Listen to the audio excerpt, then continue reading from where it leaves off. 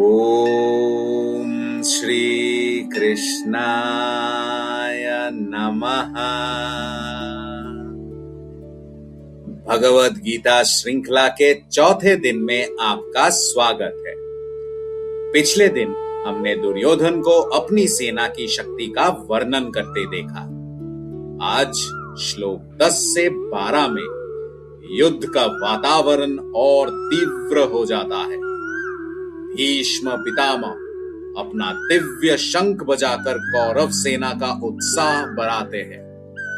इन श्लोकों में साहस, नेतृत्व और मनोबल की गहरी शिक्षाएं छिपी है। चैनल को सब्सक्राइब करें और इस दिव्य यात्रा का हिस्सा बने रहें। आइए प्रारंभ करें।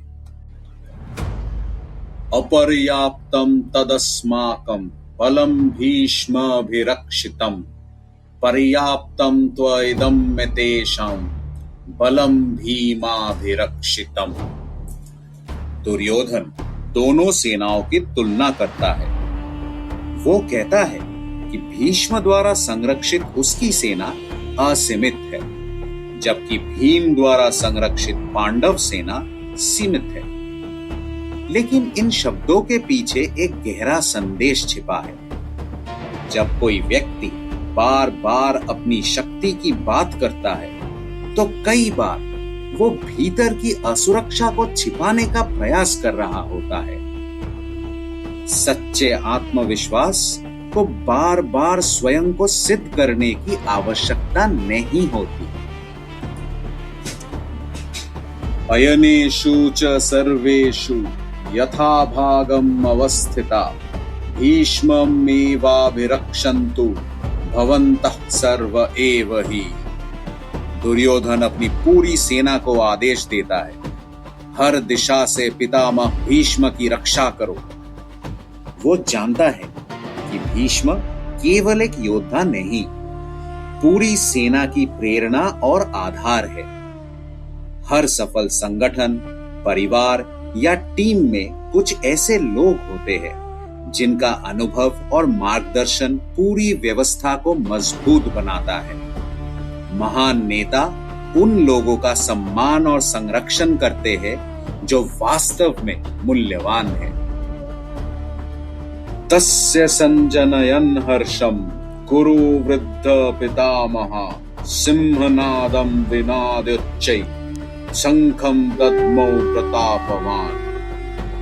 दुर्योधन की बातें सुनकर भीष्म पितामह सिंह जैसे दहाड़ते हैं और अपना शंख बजाते हैं।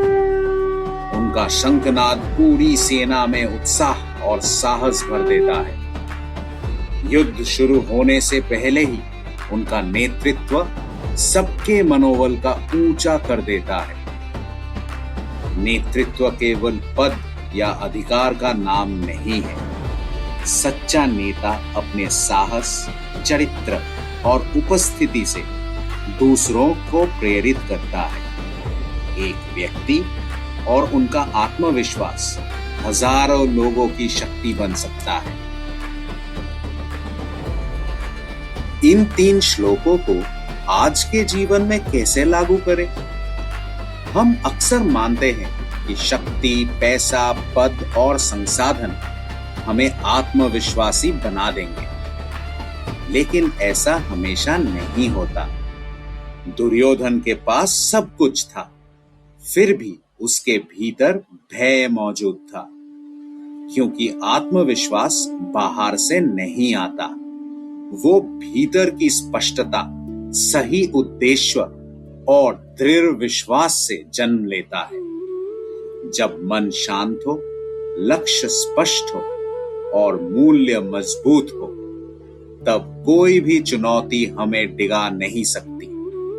सच्चा आत्मविश्वास भीतर से आता है। आज हमने सीखा कि केवल शक्ति होना पर्याप्त नहीं है। दुर्योधन के पास विशाल सेना थी, लेकिन उसके भीतर पूर्ण आत्मविश्वास नहीं था। भीष्म पितामह ने अपने साहस और शंखनाद से पूरी सेना में उत्साह और एकता का संचार किया। आज का संदेश स्पष्ट है, बाहरी शक्ति सीमित है, लेकिन भीतर की शक्ति असीमित है। सच्चा आत्मविश्वास भीतर से जन्म लेता है। कल श्लोक 13 से 15 में हम जानेंगे कि कुरुक्षेत्र के शंखनाद का आध्यात्मिक और जीवन उपयोगी महत्व क्या है। जय श्री कृष्णा।